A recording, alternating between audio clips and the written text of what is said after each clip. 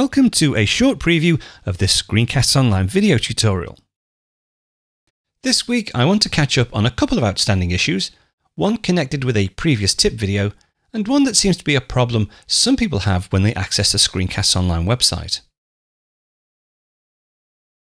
Firstly, a few weeks ago I published a tip on text autocorrection on macOS and iOS. That was back in episode 738. If I go across to the Screencasts Online website and navigate across, here we go, tip text autocorrection. Let's just cancel this, I won't actually play it for now.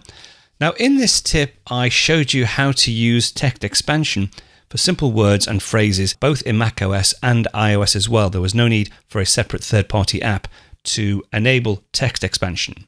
Now, since that episode was published, I've had an email from member Guy Hemmings who pointed out that it's possible to use paragraphs or multiple paragraphs as well in the standard text expansion built into the operating system. Now, let me show you how to do that. To do it, you need to create the text snippet that you're going to use in text expansion separately from the system preferences panel. So something like text edit or BB edit, anything that produces pure text. If I go across to text edit, we'll say new document. I'm just going to create my text in here and let me just enter a few lines of text. Okay, so this is a multi-line piece of text. It doesn't support rich text, so it has to be plain text. I've created it in the rich text editor, but that doesn't really matter. If I just copy this text, Command C, we'll pop that down out of the way. We'll go across to System Preferences and then Keyboard. And within Keyboard, we have the text option. We'll create a new text snippet. An abbreviation to expand it, well, let's say new para, and then we'll paste that in.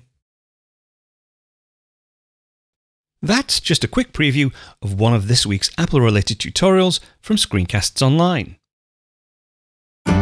Screencasts Online is your premium source of Apple-related video tutorials.